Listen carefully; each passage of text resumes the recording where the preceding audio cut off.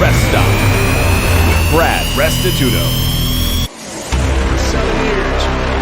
Handoff, Damian Williams trying to get to the edge, breaks a tackle, 35, 30, Damian Williams, 20, stays in bounds, 15, 10, 5, touchdown, Kansas City! And the snap goes high over the head of Big Ben, all the way back to the 2, to the 1, and the Browns have it in the end zone, and they dive on the ball and recover it for a touchdown! Carl Joseph's got it in the end zone, a touchdown! Derek looks left, Derek gonna throw for the end zone, caught! It is caught! Touchdown!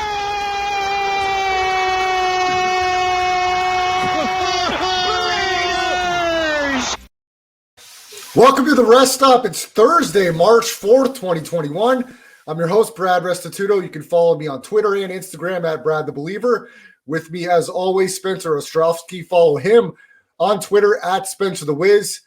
This Thursday show got a little bit going on in sports today. We're going to kick it off with Ben Roethlisberger re-signing in Pittsburgh.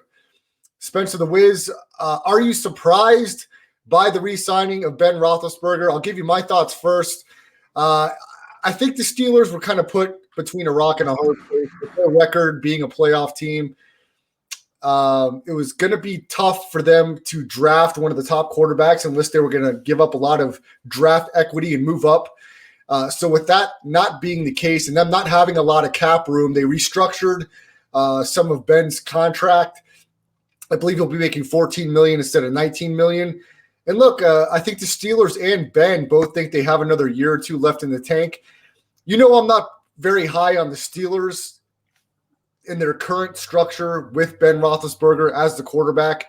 I would kind of compare him to Phillip Rivers a little bit. I think the offensive line of the Indianapolis Colts far and away better than the Pittsburgh Steelers. And with one of the Pouncey twins, both the Pouncey twins retiring, the center for Pittsburgh, that loss is going to be pretty big.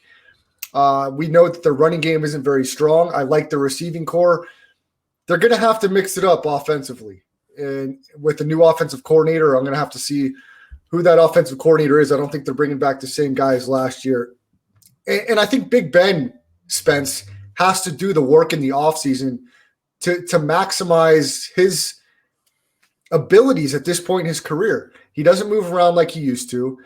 They were very predictable in the short passing game. I think Big Ben could still throw the deep ball. Look, statistically, he was pretty solid last year. I believe it was 38 touchdowns, 10 picks. You look at the stat, you say, wow, I mean, what's Big Ben's not the problem. It's the others. It's the coaching. I don't think Roethlisberger at this point in his career is going to win you playoff games. Can he get you in the playoffs in the AFC with that extra wild card spot? Yes, he can. Do you have enough talent at the skill position to make that offense respectable? Yes. But I think if you want to continue to be the Pittsburgh Steelers that win playoff games and has the potential to be in the playoff conversation, I think you need everything around Ben Roethlisberger on offense and defense to go smoothly in order for the Steelers to be in that conversation. I think him alone is not going to get the job done. So then, Spence, you may ask, well, what are your other options with the salary cap being what it is? I mean, is the Steelers organization and Mike Tomlin willing to go all in on Dwayne Haskins? I think we all know the answer to that is no. Are they willing to be in the sweepstakes for a Jimmy Garoppolo in a trade or a Sam Darnold? Or are they willing to make moves to draft a young guy and go that route from the beginning? With the salary cap in a quarterback under that rookie deal, that could work. I think the Steelers feel like how they started off the year, I believe they won 10, 11 games in a row. I think they feel like they can capture some of that if everything else goes according to plan for the Steelers up until that point and work around Ben Roethlisberger. So for this year coming up, I don't mind them bringing him back and trying to capture some of the first half of the season magic they had before. I just don't think anything changes my mind about the Steelers winning playoff games. I don't think they're good enough with Ben to win even one playoff game. Spencer the Wiz, your turn to jump in. Tell me what your thoughts are. Well, at the end of the day, Ben Roethlisberger was out of shape that entire season. He did not look like a peak athlete And I'm not going to say that he's going to be on the level of Aaron Donald or something like that, but he wasn't in playing shape, and it affected his health. There's no doubt about it. There were times he was gassed. He looked like when he fell down, he may have broken every bone in his body. And, age is certainly a factor when it comes to injuries, but I have to believe if you were to prepare your body just a little bit more or, dedicate yourself a little bit more to the sport, a little bit more to the team, in my mind, I think he says like he's given the team everything and he's just kind of going out there because he can, because he's running off of his pride. But they need more than Ben Roethlisberger's pride at this point. We know he can still throw the deep ball. We know he can still throw it. But if he doesn't dedicate himself to the craft like he used to in his prime, then it doesn't matter if they win 10 games or 11 games next year, 10, whatever the case may be. They will not win a playoff if he is as in shape or out of shape, you should really say, as he was last year. So I don't know what to expect from him. I don't know if he really is dedicated enough to the sport or if he's just going out there because he wants to sling the rock. We'll have to see. The Steelers team is ready for a Super Bowl run, in my opinion, or at least their defense is. But whether he is or not, or whether they should have gone after Sam Darnold, which I think was the objective right choice moving forward, because he's going to be gone from the Jets this season. He's going to get traded somewhere because they're going to end up drafting one of these guys from Ohio State, BYU, whatever the case may be. I don't know why they wouldn't do it this offseason and tell him, look, we appreciate what you've done for the franchise, but we got to move on because we're not winning playoff games with you right now. And I don't see any sign that you're going to try to shape up and be with us for at least this year or next year either. So you can go to another team if you really want. No one's going to sign you, but hey, go prove us wrong, but we're going to go stick with our new guy. So, Spence, the Dolphins had the Steelers' first-round pick in the trade last year for Minkah Fitzpatrick, who was a solid contributor on that Steelers defense. The rest of their 2020 draft class, in the second round, they had Chase Claypool from Notre Dame. We know how productive he was. In the third round, the Steelers last year drafted Alex Highsmith from Charlotte, the team that just joined Division I from 1AA. In the fourth round, Anthony McFarland, running back from Maryland. He must have been injured because we didn't really hear much from him this past season. In round 4, they got Kevin Dotson, an offensive guard from Louisiana, Antoine Brooks Jr. in the 6th round, and Carlos Davis in the 7th round. The only name that sticks out to me are Chase Claypool and Alex Highsmith. So I don't think really anybody else contributed if they even made the team from the Steelers this year. We know, of course, the horrific injury to Ryan Shazier pretty much ended his football career. Bud Dupree, TJ Watt, key contributors on that defense for Pittsburgh. But Spence, I know you think that defense is ready to compete in Pittsburgh, a championship level defense, but they didn't play as good as they did in the first half of the year, late in the season. So they've got to really hit a home run in this year's draft. Number one, they've got to draft well. And of course, every team needs to draft well, but the Steelers, especially if they want to compete in that division. We know Cleveland thinks that they're ready to compete for a division title after winning a playoff game and really playing pretty close in the divisional round against the Chiefs. You know, the Ravens feel like they're going to be right in the mix. So if the Steelers want to compete for a division title, they're going to have to hit a home run in this draft. They're going to have to equal, if not exceed, production on defense. And that offensive line has got to be as good this upcoming year as they've been in the last decade, I think.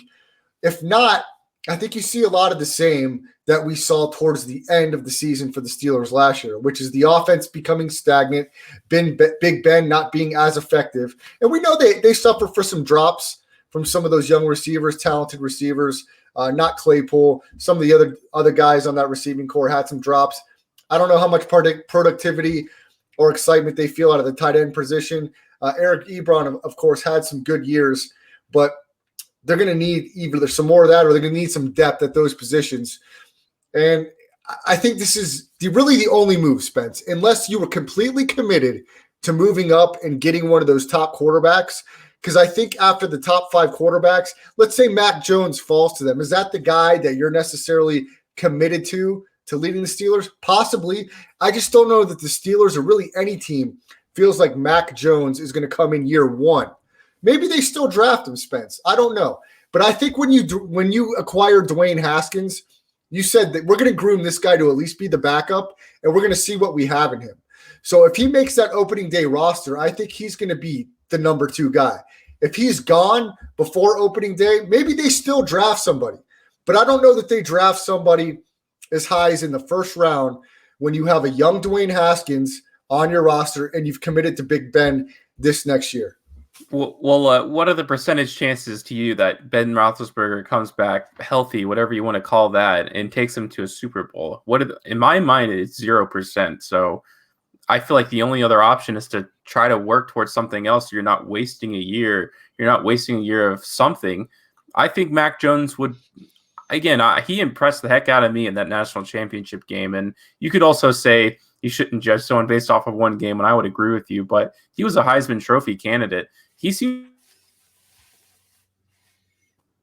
to be kind of a guy like Matt Ryan that we've seen. That's who I like to compare him to. And I don't see any reason why a guy who can certainly throw the deep ball. I mean, he had one of the best receivers in college football, which is one thing, but finding him on a consistent basis is a whole other level. And being able to play up to that production level that the receiver can, essentially maximizing what you get out of him, is something else. So, again, does it hurt? Does it really hurt the Steelers at the end of the day to bring back Ben Roethlisberger? It doesn't, but to me, it feels like they must really not like the talent pool that's available, because otherwise they may have missed out on something horrible because they wanted to run it back with old Big Ben. We don't know how high the Steelers are on Dwayne Haskins. We don't know what their draft board looked like. Maybe they feel like with the right situation and right coaching that this guy is the future. We don't know that, Spence. And we don't know how they feel about the draft class this year. You could be onto something there. And I think we'll understand that more after we see the first 2 or 3 rounds of the draft. If the Steelers don't take a quarterback, then we've got to believe they're pretty high on Dwayne Haskins and that they're not going to go the route of a rookie QB in this year's draft. So we'll have to see how the dominoes fall in the draft. I don't think this does anything for the Steelers as far as where I rank them in the division, where I think they will be as far as a playoff team. I think the Steelers would like to believe that it means something, but I'm curious to know what Steelers fans think, what route they would have gone. So, I mean, if there's Steelers fans listening to the live Twitch stream or on Twitter or on Facebook, or if you listen to the audio version, give us some feedback, because I know there's some Steeler fans out there. As a Steelers fan, what do you think of this move? Does it do anything to you? Spence, a team I know you are a fan of, the Las Vegas Raiders. Mike Mayock had a Zoom press conference yesterday, and he talked highly. Ed Graney asked a question. We don't have the audio available right now, but to kind of paraphrase, I think Graney asked Mike Mayock, we know you like Derek Carr, but if other teams call, do you take their call on a Sam Darnold, on a Russell Wilson? You know, how is that conversation going? Mayock, for the most part, said Derek Carr, we're committed to him. He is he said that him and Gruden are aligned, and their thought process, what they think of Derek Carr, that he had a career year, and he would pound the table for him. But in the middle of that, he did say that they would have to listen to calls if somebody calls. He didn't name any specifics. I don't know what this means, Spencer the Wiz. I definitely am convinced that if the Seattle Seahawks call, there is some heated conversation about Russell Wilson being the next quarterback of the Las Vegas Raiders. I don't know if Sam Darnold is a guy that Gruden and Mayock are high on, but Russell Wilson, absolutely the conversation is had if that phone call is made by either team. Spence, do you read anything into what Mayock said? I think he's him and Gruden, they were on TV, Spence. They are going to say the politically correct things up and down. They did it with Antonio Brown. They did it with the Lynn Bowden trade and draft pick. Mike Mayock is not going to give away anything as far as what he may be open to or willing to do behind the scenes. What are your thoughts? Well, the whole Derek Carr situation, I've kind of just come to peace with it as a Raiders fan. I don't like Derek Carr. Is he the best Raiders quarterback that they've had? Is he better than even Rich Gannon was? Probably. But again, I was talking about with my dad recently, they haven't had a Hall of Fame quarterback in my lifetime. And I think Ken Stabler was the last guy who got in. So I've never seen a quarterback this good for the Raiders, but the bar is so low that it's just not even worth talking about because the bar doesn't exist. He's not going to be a Hall of Famer. Like, that's for sure. He's a borderline Pro Bowl type of quarterback. Now, can Derek Carr win a Super Bowl for the Raiders? No. But can he win a Super Bowl with the Raiders? Yes. And that sounds weird. And no, actually, I like it. Elaborate on that, Spence. He does, like, even as I say that, I find it hard to believe, but we've seen some really bad quarterbacks win Super Bowls. And is he better than the worst quarterback who's ever won a Super Bowl? Yes. Can he run Gruden offense? Yes. Does he not do things right? Does he make some of the most boneheaded decisions that you've ever seen in your life? He definitely does make some of the dumbest moves I've ever seen in my life. And it's infuriating, but I have to come to peace with it because they do seem committed to him. If they got the right trade offer for Russell Wilson, for Deshaun Watson, would they kick him to the curb in half a second? Of course they would. I think pretty much any GM in the league would. But if you're going to talk about the Sam Darnolds, the Carson Wentz, like those kind of caliber quarterbacks, they would shut the door, and I would too, because you're trading iffy quarterbacks for iffy quarterbacks at that point. And at the very least, he's been a part of this for a while. But we've seen that if you know how to throw a football, like Gruden will show you where to throw it. The offense is so written out for you. And if Derek Carr could just learn to run the football just a little bit, I agree. Be a little more, because he's pretty fast. I mean, he's probably in the top 10 fastest quarterbacks in the league. I mean, he's done it before. And again, I think that vertebrae injury he had a few years back just totally changed his perspective on the quarterback position. We saw a few iotas of that, like of him coming back to his form last year. But still, you look at the last play, or what should have been the last play for the Raiders in that Jets game. I mean, that's the Derek Carr that I know.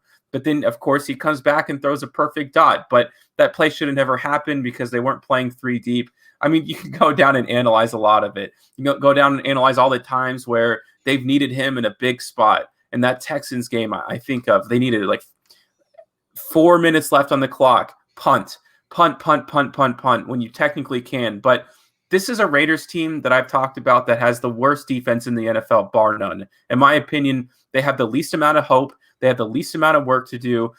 I mean, if you want to say, like, technically, if you want to go through like Madden ratings types of level, I'm not saying you use Madden ratings, but if you were to, like, if me and you were to go down each roster and do overalls for each guy, would the Raiders have the worst overall in defense? No. But if I was a GM, I would touch any other team but the Las Vegas Raiders, because you have a bunch of young talent that isn't good. And then you have a bunch of veteran guys who also are not good. And I don't know what it's going to take. I mean, they have to start somewhere. They need somebody to start feeding this team on defense. I don't believe in Jonathan Abrams. I don't believe in Cleveland Farrell. I don't believe in Corey Littleton. I mean, Eric Harris has been there for much too long. He's not a starting caliber safety, but they've disguised themselves as that. So I think the discussion has to get away from Carr, because I think the fans debating it has made the focus too much on that. The offense for the Raiders, for the most part, has been pretty good in my life. I don't think they've ever been a bottom 10 team. They were pretty good this last year, Spence. They scored 30-plus points on multiple occasions. And I think very well that Marcus Mariota could do that too. So you know what? If we know what he did when he stepped in. We know what he did when he stepped in an injury. He was outstanding. Okay. But let's try to stick with the quarterback discussion just for a couple more minutes. And here's what I think, Spence. I think every head coach and every coordinator in the league, I think 90%, 9 out of 10 teams in this league, they should call a designed run for the quarterback once a quarter at least. 4 times a game. And I think let's just look real quick. If you were to take one big play out of those plays once per quarter. And let's talk about games that the Raiders lost by 1 score. Let's even go back to last year, the Jaguars debacle, where they said he didn't get out of bounds. The Dolphins game this year.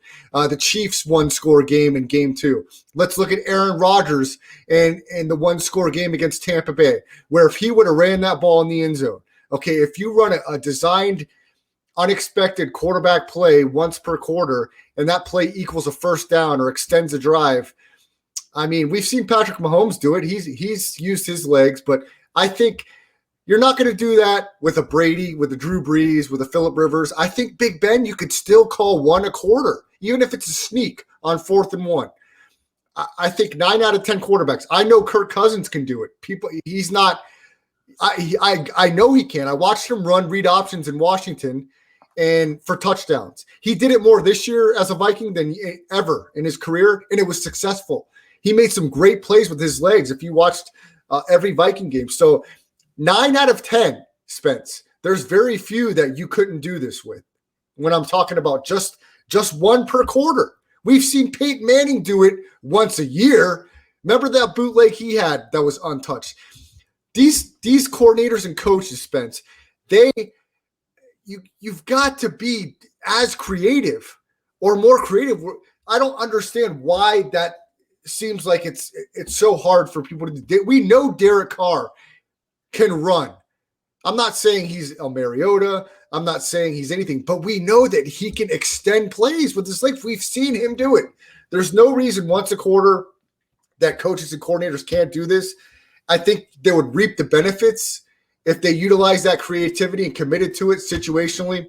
But I get exactly what you're saying, Spence. With this Raiders discussion, their success is really not hindering too much on the offensive production. Would you like to see Carr make a few more plays, hit a few more deep balls? Of course.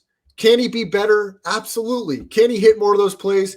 But the Raiders' success now and in the future is going to rely on not only the development of those young guys, because there's a few of them that are going to be in Raiders uniforms in 2021, but the improvement of them and the acquisitions of everybody else that they're going to add via draft and via free agency. I don't know what that looks like right now, Spence, in free agency. I know there's a couple guys you're very high on the defensive side of the draft. But look, we're going to be having Raiders fans at Allegiant Stadium in 2021. How many? I don't know yet. But it's going to be, regardless of how many, they're going to be fired up. They're going to be ready to root on their Raiders in this new stadium. And there's going to be a little bit of a home field advantage. So this is an important year for the Raiders organization and Raiders fans. I know you don't think they're going to be in the playoff discussion, Spence, but regardless if they are or they're not, it's going to be interesting to watch. And remember this, they did have a handful of very unexpected upset wins last year. They beat the Saints at Allegiant Stadium. They beat the Chiefs. They probably should have beat the Chiefs twice. I believe they were at 6-4 at one point, and then they kind of fell apart. So I know how you feel, Spence, but a lot of Raiders fans think that there's going to be a lot of hope coming into this 2021 season. Yeah, so I'll just tell you, and I'll tell all the listeners, like Raiders fans or not, they will be terrible again next year. The problems the Raiders have cannot be fixed in one off season, and they certainly will never be fixed as long as Mike Mayock is the GM. That's just the reality. That's something that we all have to accept. Will it be fun to go to Raiders games? Will they probably have a couple of those upsets win next year? Yes, but they are going to be another 7-win team next year unless they do something spectacular.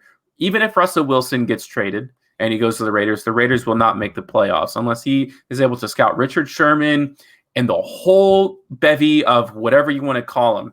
You got to make the perfect draft pick in the first round. You got to get another key factor on defense. But there's too much to fix. And the problem is a lot of GMs, and I think Mike Mayock will do the same trope too, where, we got to do it all right now. And we just got to, we got to fix it. We got to go to the Super Bowl next year, when that's not how teams are built. You get one good draft pick and a free agent if he fits your scheme. When I see guys like Corey Littleton get signed by the Raiders, that's when I know that Mike Mayock has absolutely no idea what he's doing. To just plug and play a guy because he was good last year, that means he has no scouting ability at all. It's about finding the opportunities when they arise, because you can't. What if you need a defensive end and he's not available in the draft? He's just not available in the draft, and you have to move on from that. So it's just Raiders fans of the NFL. The Raiders will be probably the third best team in the AFC West, and they're going to be the same next year. And that's when Mike Mayock will be fired. That's probably when Gruden will go too. And then hopefully they bring in a new regime that knows how to operate a football team. And it's not going to be Gruden's fault. Gruden is one of the top 5 coaches in the NFL. That guy knows from top to bottom, but he's not going unless Mayock is. So when he finally gets fired because of some like massive fallout, then I would love to see Gruden stick out his tenure and maybe meet up with the guy who knows how to operate a football team, but that's just not going to happen. So we'll see. Not good. And I think Derek Carr will be the quarterback for a long time. I'll live with it, and I think it's fine. Spencer the Wiz, last thought there. If the Raiders find ways to win close games and they're sitting at 10 wins at some point in the season, will you give excuses to why they won't win more? If they are sitting at 10 wins, will you keep telling us why they will fail? Well, they're not going to be at 10 wins, so we don't even have to have this conversation. It's impossible for the Raiders to have 10 wins with this roster. Impossible. They draft Kwity Paye like I want them to, they will still have 7 wins. All right, there you have it. That's Spencer Ostrovsky. Follow him on Twitter at Spencer the Wiz. You can also check out his show live in Las Vegas on KSHP 1400 on Friday nights. It's called Delivering Sports. And also check out his YouTube channel, Blue Milk Boys Gaming. That's all Spencer the Wiz. And you can also see him here at the Rest Stop every Tuesday and Thursday, 9 to 10 o'clock Pacific time.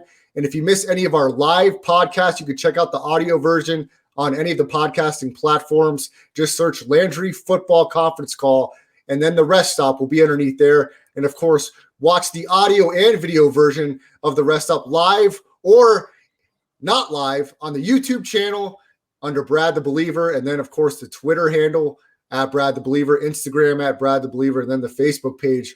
We stream the show live. Brad Restituto there. Spence, let's talk about the Olympics 2021. It was postponed due to COVID in an unprecedented move in Tokyo this year, 2021. It will happen. Will there be fans? That's the question. If there's no fans, which the discussion is still underway, the Olympics are estimated to lose close to $800 million in advertising revenue and revenue itself. That's a hellacious number, Spence. I mean, what do you think is going on here? Even if there's a limited amount of fans, we're still talking about an enormous revenue decrease. The participants themselves had to put it off. They lost their own sponsorship revenue, their training regimen out of whack. I mean, we're talking about an unprecedented situation, and we're not really hearing anything about the Olympics that are only a few months away here coming this summer. I mean, Spence, this still is the Olympics. We're in the most politically divided time in my lifetime here in this country. Talk about countries with pride and with a lot at stake and wanting to kind of have ownership of their destination and where they stand in history representing their country. It's a big deal to these Olympians, and it used to be a huge deal to the fans, to the citizens of each country, and we're hearing nothing about it on local radio waves, on national radio waves. Nobody is talking about the Olympics. Spencer the Wiz, what gives? Olympics 2021, it's going to happen with or without fans, but nobody seems to care. Well, I just want to quickly say so that it's on record. If the Raiders get 10 wins next year, I will personally buy a custom hoodie with Mike Mayock's giant face on it that says Mike Mayock is the greatest GM of all time. I just want to put it down. Brian Bravo seems to think the Raiders will be 9-7 next year.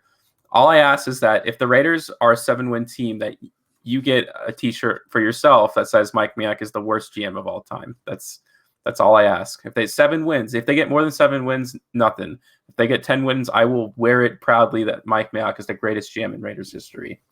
But when it comes to the Olympics, I think we need to ban the Olympics, period. I think the Olympics is one of the worst run things in sports history. I don't know if that's what it was in the beginning. I don't know the deep history behind the Olympics, but I know the reality of what it is now. And that's one of the most corrupt organizations in the entire world, full of some of the worst things that you can possibly imagine. I don't know if you've ever seen some of the images of the after effects of what happened in Brazil for their Olympics, which was supposed to be their boom and what they promised them. That stadium that they built, that they pumped millions, which they're like $11 billion in debt still, that no one seems to be paying, is now overrun with brush and green, and it was just gone. Nothing happened to it. And this crime statistics in that area, I think their armed robberies or their assaults were up like 50%. Deadly assaults were up 15%. They left that place decimated, all for what? A Coke sponsorship, a McDonald's sponsorship. Have you seen the sex trafficking that's gone on in U.S. Olympics alone when it comes to these poor little girls? I mean, we've talked about that before, like when I first met you. That scandal was going on. It hasn't ended. It's still going on all the time. You want to talk about steroids usage? I mean, we talked about a human trafficking thing for U.S. Olympics because we have a free press here. A lot of people on Facebook and Twitter will try to tell you that we're run by a communist, whatever. We have a free press where you and I can come on public airwaves like we are right now and criticize the Olympics. We can criticize the government. We can post articles about whatever the heck we want. We can start our own websites, and we will not be censored as long as we don't use copyrighted material. In my opinion, that's a free press. You want to say in Russia, you want to go talk about stuff that's going on in China, their free press doesn't exist. I can only imagine what's going on in other countries where it may be public knowledge where human trafficking is happening, where young women and men are being molested and forced into unlivable habits just to make themselves on the Olympic stage. But we will never hear about it, and it will continue to go on. Powerlifting and all that stuff is in threat of not existing anymore in the Olympics because of how bad the steroid issue is. Russia got caught during, I can't remember what Olympics it was now, maybe 2012, where they had this very elaborate scheme when it came to steroid usage. There's an amazing documentary about it I think it was for like bicycle riding, or some guy was basically uncovering and seeing how easy it was to take steroids. I mean, this is a huge issue, and we don't know. I mean, at the end of the day, we probably have only covered 1% of the black badness or whatever, like black highlight of the documents, like you want to call it, erasing history of the bad things that go on behind the Olympics. I think it's disgusting. And I think these guys who spend their entire lives trying to get up to that stage are being disrespected. The sanctity of the sport does not exist anymore. And it's all just a massive sham. And I hate all of it. And 80%, I saw in an article, 80% of Japanese people who they interviewed or whatever said they don't want the Olympics because there's a major issue about COVID going on. And then I also read an article tonight saying that Japan is handling the pandemic better than anybody else in the world, and no one knows why. Well, if 80% of the people in Japan think it's an issue, and they have suddenly one of the most densely populated countries in the entire world, and suddenly COVID is just disappearing over there. And their prime minister says that they're just built differently. I would have no problem thinking, and I'm not here to say conspiracy theories or that any reporting's lying or anything like that, but I have reason to believe that they may have downplayed their numbers leading up to the Olympics because they have no herd immunity. The COVID-19 will be rampant in Japan by the time, because they got most of their vaccines from European countries. They had no interest in manufacturing inside Japan. So the average people, because first is elderly and first responders, we know that every country is following that model. They are going to have zero herd immunity. So by the time this huge problem is still going on, billions of dollars are going to be funneled into the stadium that will most likely be abandoned, and the only people in those stands will be the most elite people in Japan, while the common person struggles. Is that the basis you want the Olympics to be on, which should be one of the most exciting events in the world? It should be the most exciting event in the world, that athletes that have trained their entire lives are competing each other on the world stage, and we get to watch. But in my mind, I can't watch it knowing what reality around that stadium, the immediate 10-mile radius around that stadium, and then everywhere else that they have left their trail. And then the corruption that has gone through. In Brazil, it was on next level, like $80 billion worth of corruption, 70 million from the prime minister who was booted a week after the conclusion of the events. I know I went a little long-winded there, but I do feel pretty strongly about the Olympics and just how disgusted I am with them. Spencer the Wiz, do not censor yourself, my friend. You go as long as you want. That's Spencer the Wiz bringing the fire. Spencer Ostrowski, follow him on Twitter at Spencer the Wiz. Spence, I love your passion about this there. Look, man, a lot of things you had to say are hard to argue with the corruption, with the shenanigans that go on behind the curtain, or sometimes not even behind the curtain because it's exposed. It's out there in the open. It's a lot to take in, Spence, because now we have to compartmentalize as the consumer, as the fans. Where do we stand? Okay, are we going to take a stand because of all of the things that you stated with the corruption and boycott, so to speak, our eyes, not tune into the channel, not follow on the internet? It's a huge decision, especially if you're invested as a prideful person in your country that enjoys sports and enjoys competition. Some people are just so die hard, it does not matter. They will watch, they will consume, and it does not matter the circumstances. I'm not sure where I fall in the line, Spence. It all depends on what else is going on at the time sports-wise. I love some of the Summer Olympics in track and field. I'm a big fan of. I enjoy watching some of the water sports that go on as well. The gymnastics, always a big fan. But this is a lot to take into consideration with all the things that you stated, with the corruption, with the scandals, sexually, trafficking, steroids. Those are all fantastic points. And I don't know where I stand after hearing your take there, Spence. I probably will consume some of the product. Now, in the past, Spence, I've been a consumer. I've bought Olympic basketball gear and merchandise. I probably will not do that from now and in the future. So that will be my way of taking a stand. I will not spend any money outwardly, which I have before. I will probably consume some of the products. And we'll see who some of the title sponsors are for the Olympics this year. It'll be interesting to see. You mentioned McDonald's, Coke, huge in the past. Are they going to be replaced now with some technology companies? Because we know some of the Asian countries have strangleholds on some of those electronic and technological companies. Do they take over as sponsors more so than the American-based companies? We'll have to wait and see how that transpires. But we're not hearing much about the Olympics at all, Spence, and we're less than 4 months away to getting it underway. Now, Spence, in somewhat related news, but not directly, you talked about some of the COVID possibilities and some of the discrepancy in numbers possibly with the Asian countries and some of the other countries. Here in the States, though, Spence, 2 states decided that we are going to open up completely and that the mask mandate is going to be lifted. And these states are Mississippi and Texas, Spence. This is kind of a big deal because they've decided we're going to open up fully and you're not committed to masks. I am very surprised that states have decided to do this. Surprised in a negative way? I don't know. I don't know that I've made my complete decision yet on how I feel about the mask mandate. I've got to think a little bit, Spence, that as human beings, we've got to be intelligent enough to understand that there's still going to be a high percentage of people, even when the mask mandate is lifted, that they will wear masks.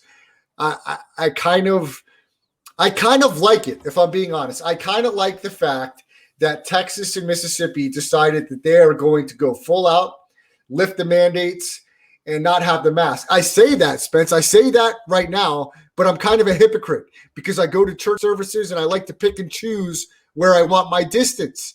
So I'm on both sides of the fence. I like to be distanced from people in certain occasions, but I don't want to wear a mask in others. So like I'm playing both sides here, Spence. Help me make a decision here. I don't know where I stand. No, this is a multifaceted issue. And part of it is the human rights side of it, like the government telling you what you can and can't do. And some people just disagree with that fundamentally and saying that they should have never allowed businesses to close down forcibly. They should have never forced people to wear masks. And then on the other side is kind of the obvious argument that it's for people's protection. So, I mean, I really don't know where I stand on this either. I think the real thing, I mean, these guys are test subjects in these two states for the most part. As sad as that sounds, I mean, these are the guys. I mean, if their states have relatively the same numbers as everywhere else in the country, then it will appear as though the entire country has been duped for the last year, and that the economy was essentially decimated for nothing. And I'm not saying even if they do have relatively close numbers, that's the truth, and that we shouldn't have done it in the first place. I mean, I'm glad I'm not having to make those decisions, because I hate politics and I would never want to make those decisions in the first place, because we're talking about millions of people's lives. It seems unfortunate timing wise, in my opinion, being that we're very close to being able to go run down to Walgreens and get our vaccine, you and I, even though we're not, like, that's how close we are to everyone getting the vaccine. And not that everybody would take the vaccine, but for the most part, I would say the majority of the country would, and that herd immunity would be achieved, or whatever you want to say, like, call herd immunity. So if we see, like, if these guys in these states, it's getting bad, and then they start traveling to other states, okay, we have a real issue here. So it's one of those things that we'll have to wait and see. But yeah, it's bold. That's probably the biggest factor that you can say is a fact, is that it is very bold what they did. And if their economies start booming and their numbers are, what they are, everybody, it will fall like dominoes. The entire country will drop this mask mandate like a hot potato, is basically what I see it coming out of this. It's going to be really interesting to follow, Spence, and see what happens in these states with their numbers. Look, I don't know what to believe, okay? I don't know how many numbers in each state are accurate or not accurate. I know that so many people have caught this COVID-19, and I know that if you have an underlying condition, you, of course, want to be a lot more careful and precautious than the next person. But I think the same baseline of the narrative has been consistent for the most part, Spence, and not a lot has really changed when you talk about how to approach this COVID-19. You want to wash your hands as much as possible. You want to kind of keep your distance from people in the most part. You don't want to touch too many things. You don't want to be around large groups all at one time with people breathing on each other. I think those are kind of consistent norms. Like, I'm one to think that the masks should be optional, but then again, I like to have my distance from people. So however you want to balance that, I still am not committed to being on one side or the other. But I do applaud these states, Spence. We don't know how it turns out, but somebody would have to do it at some point in time, right? This is not going to go on forever. So these two are the first to step up to the plate, Texas and Mississippi, and I've got to commend them for that, because at some point, somebody's got to do it. They had the balls to do it now, so I applaud them. I don't know how it's going to turn out. I have had COVID around the Thanksgiving time. I recovered, and I didn't have to go to the hospital. I know tons of friends and countless people that it affected differently. Some had very mild symptoms. I'm not trying to downplay this. Okay, I personally don't know anybody that has passed away. Carl Anthony Towns lost his mom and other people. But Spence, I'm still not convinced that with a lot of these deaths reported, that it's strictly because of COVID. There's a lot of underlying conditions. There's a lot of other things that may have turned into play. There's still just too many unanswered questions that I don't know that we'll know even in the next 5 to 10 years. So this has just been an unprecedented time over this last year. We're coming up on almost the year anniversary that everything kind of got flipped upside down.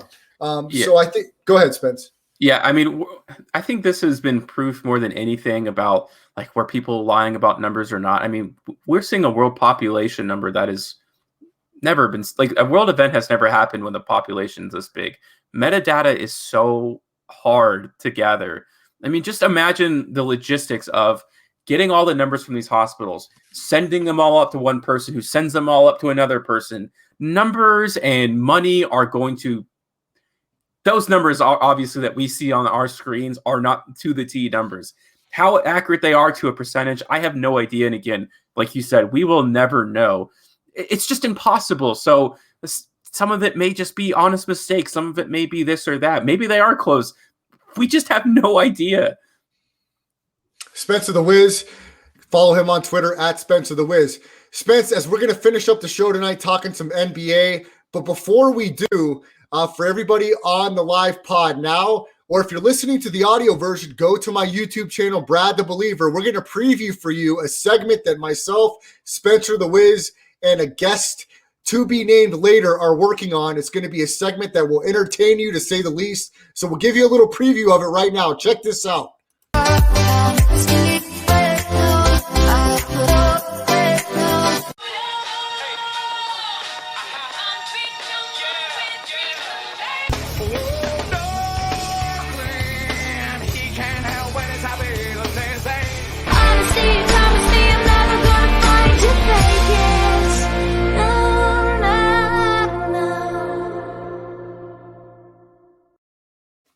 More to come from that in the future, Spence. We are going to work on that a little bit more, but it'll be called the Girlfriend Sing-Along. So stay tuned every Tuesday and Thursday, 9 to 10 o'clock Pacific time. We will tell you more about that in the coming weeks. But Spencer the Wiz, to get back to sports, we are coming up now on NBA All-Star 2021 weekend. It's going to be very unprecedented the way that this is going to go down. The slam dunk competition will happen at halftime of Sunday's All-Star game, and there's only 3 participants that I saw, Spence: Obi Toppin, Anthony Simons, and the last guy is slipping my mind.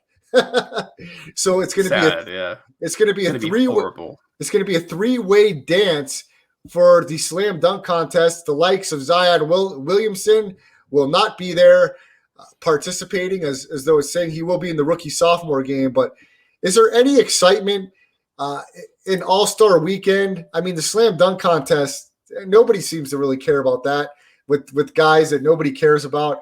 I mean, I don't know what to expect really from the All-Star participants. The games are usually super high scoring.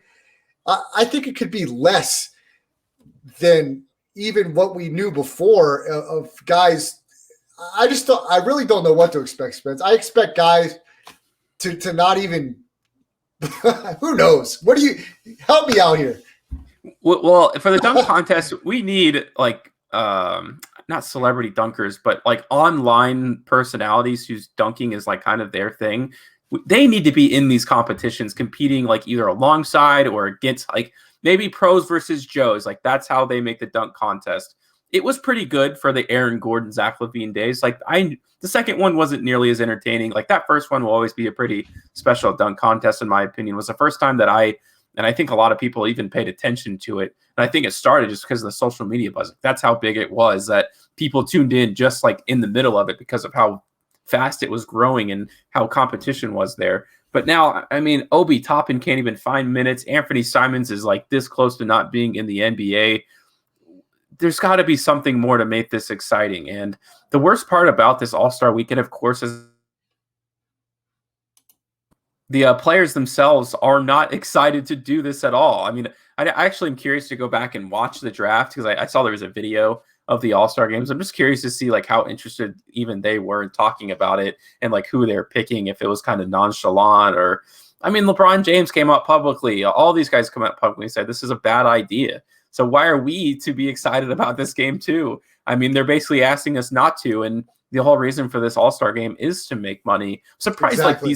Surprised these players actually weren't fined. Like the NBA will bend. I can't say that, but the NBA is obviously very preferential to LeBron James, so they'd never fine him for saying something like that, despite the fact that he's the leader of his team and drafted it. I think this whole draft thing has also ruined the All-Star game a little bit too. There's no stakes as well. I mean, the Pro Bowl we know is like not going to exist at some point, but at least the MLB All-Star game will always exist because it's super important. Some might say that's ridiculous to determine home field advantage off of that, but at least like these players are playing for something, and it's actually a pretty big stakes.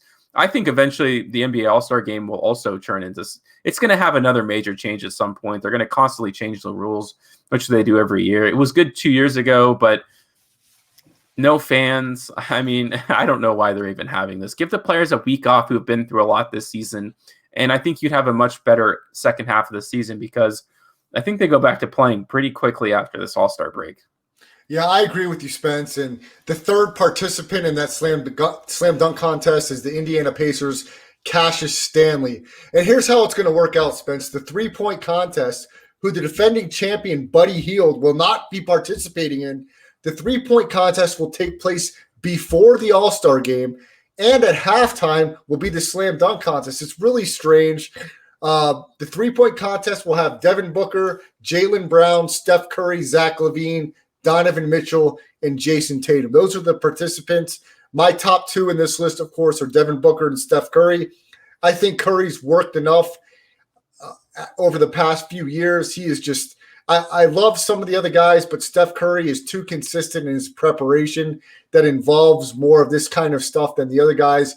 I say Curry wins this, and I'd be willing to put a couple $100 on it. I don't know if I will, but he's the one that I think will win. So, Spence, I'll give you the list again. Tell me your top two out of this list. Zach LaVine in the three-point contest, Donovan Mitchell, Jason Tatum, Jaylen Brown, Devin Booker, and Steph Curry. Well, Steph Curry is, of course, I don't think he's been in quite a few. I don't think has he ever won a three-point shooting contest? Steph Curry, yes, he has. Okay, so yeah, I mean, he's probably the top one there. I think Donovan Mitchell's number two. He's playing with a little bit of a chip on his shoulder. He's probably going to take it more seriously than everyone else. He's clearly pretty amped up about the season after his comments after their overtime loss to the 76ers. So I think he's going to want to try to be on center stage. So if I get good enough odds on it, I'd probably put a few bucks on Donovan. Interesting, Spence, the way. So Steph Curry won it in 2015, Spence. Klay Thompson won it in 2016. Eric Gordon in 2017. Devin Booker in 2018. Joe Harris in 2019. And Buddy Hield last year in 2020. So the other event in All-Star Weekend, All-Star Sunday, it will be this time, is the Taco Bell Skills Challenge. And Spence, this will be taking place, again, prior to tip-off. So the festivities will be happening prior to the game starting. The skills challenge involved in that is Nikola Vucevic from the Orlando Magic, Domantas Sabonis from the Pacers, Julius Randle from the Knicks, Robert Covington of the Blazers, Luka Doncic for the Mavericks, and Chris Paul of the Suns. So the skills challenge, the three-point shootout will be before, and then the dunk contest in the middle. Spence, give us a small prediction for the All-Star game itself. Is it high scoring? We're talking about probably 300 or more as the over-under total for this game. Does this game fly over 300 total points scored? It's really interesting because the scoring system now is drastically different, that the number is going to be capped.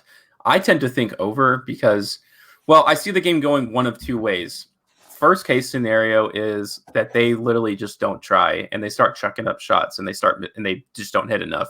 That's very possible. The other thing is that they play so little defense because they care so little that there's like 50 dunk layups and all that kind of stuff.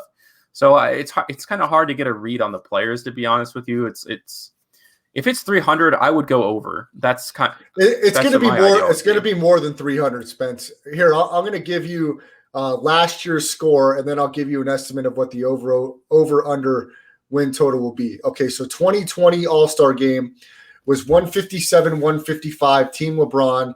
That's 311 points, and I'm pretty positive that game went under. And the year before that, in 2019, was 178-164. That's going to be what it's going to be closer to this year. That was around 340 points. I'm going to set the over-under, Spence, without seeing it, at 345.5. So are you taking the over-under 345.5? This is the Believers number for All-Star Game Team KD, Team LeBron. I guess I'll go under. I don't think they try enough to score that much. I really do. I think they mess around a lot more, and I don't think it goes way under. Obviously, they're going to score like around that 150 mark, but I would say, especially because you have that cap number like as your backup for betting this game, I'll take the under. Spence, I'm going to take the over, and I'm going to tell you why. The Brooklyn Nets by themselves pretty much score 130 points a game. I'm going to say with the All-Star mix-up, I say there is no defense played at all. I think they go up and down the court, and they get a cardio exercise in, and I think this game could be the highest scoring game in NBA All-Star history. Now, do they do the same thing they did last year, which is the Elam ending, which they set a fourth quarter total of points, and they have to hit that? I have not read up enough on it to know if they do, but that will be interesting to follow if they do that Elam ending, which was famous in TBT, the basketball tournament that has been played the last few off seasons. So I'm going to go over 345.5. When we come back on Tuesday for Tuesday's show, we'll kind of tell you what the line was and how the All-Star game shaped up, because even though most people won't be tuning in, Spence, we're basketball junkies. We'll at least follow some of it. I've got the DVR set to record it. I do want to see the three-point shootout. I do want to see the skills challenge, and I will watch some of the All-Star game. So, Spence, as we wrap it up, let's hit one more basketball topic, and this is going to be leading into after the All-Star break and who are going to be the favorites to get to the finals. We'll go to the Western Conference, the LA Clippers. They're a team over the last couple years that were looked at to be a favorite. Kawhi Leonard cannot even get his team to the conference finals last year. This seems to be a make-or-break year for Kawhi, Paul George, and the Clippers under first-year Clippers coach Ty Lue. Spence, I think they do have an opportunity to get to the finals. I do. I think they have a real shot. It's going to be interesting to see how the health of the Lakers play, and it seems it'll be interesting to see if Utah can keep that same momentum in the second half of the season. If the Clippers fail in a 7-game series, I think without question, this whole Paul George acquisition, Kawhi Leonard signing as a free agent, I think it's a complete failure. And I think Kawhi, a lot of people will say, should have re-signed with the Raptors. They had a great thing going there with a great coach and good chemistry. I think the Clippers, I'm going to say it right now, Spence, and I'm going to add it to my Tom Brady predictions. I'm going to say the LA Clippers will be in the Western Conference Finals, one series away from the NBA Finals. But is that good enough? And the answer is no, that's not good enough. It's not. They have to get to the finals at least for this to be at least somewhat of a win. Do they do it? Ty Lue cannot outcoach Frank Vogel, nor can he outcoach the coach for the Nuggets, whose name is slipping my mind now. Mike Malone. So if they can avoid those two matchups, which they most likely will not, they'll get bounced. I mean, I don't know why Ty Lue gets this repertoire of being one of the top NBA coaches. He's one of the best player relation coaches maybe of all time. Like, you have never heard any problems in this guy's locker rooms. Even during the whole Kyrie thing, he kept it under wraps for the most part. I mean, that's impressive for his tenure there. We know Kyrie is one of the most troublesome players of all time in terms of just managing his emotions. And he did it enough to get them a championship.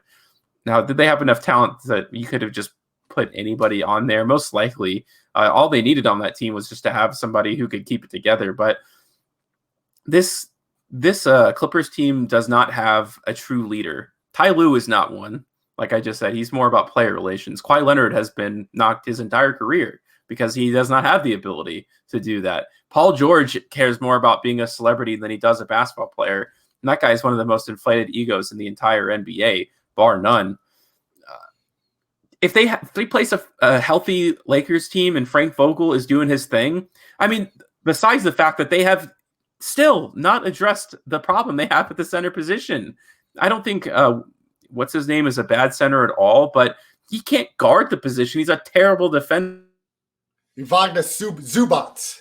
Yeah, Zubac. And Nikola Jokic and Anthony Davis will continue to kill them. And LeBron James and Kawhi Leonard will cancel each other out. And Paul George has never played well in the playoffs once in his career. Is he suddenly going to do it now? Most likely not. So I just don't like the Clippers. But if they don't win a championship, of course, it's a complete failure. It's going to be fun to watch. The NBA is going to have plenty of storylines coming out of the All-Star break. Baseball season will be getting into the spring training here coming up. NHL hockey here in Vegas. The Golden Knights are hot. The dumpster fire of Las Vegas sports right now is the UNLV football, basketball, and every program under the sun. But I hope everybody has a great weekend. If you want your Rest Stop hoodie, email the show, reststoppodcast@gmail.com. It'll cost you $55, Brian Bravo. So get your check and get your cash ready. I want to shout out Al Baston, Brian Bravo, Amanda, the girlfriend experience, and everybody else. that listen to the show. Make sure you check out the podcast version of the show at any of your podcasting platforms. Landry Football Conference called The Rest Stop. Download the Twitch app and make sure you check out the show next week. We're going to have some good interviews. Former Georgia Tech defensive lineman Omar Billy. He's former teammate of Calvin Johnson, Hall of Fame receiver, and heavyweight champion in the WWE, Roman Reigns. We'll have some good stories from him next week. For Spencer the Wiz, I'm Brad the Believer. Have a great weekend. We'll see you back 9 o'clock on Tuesday.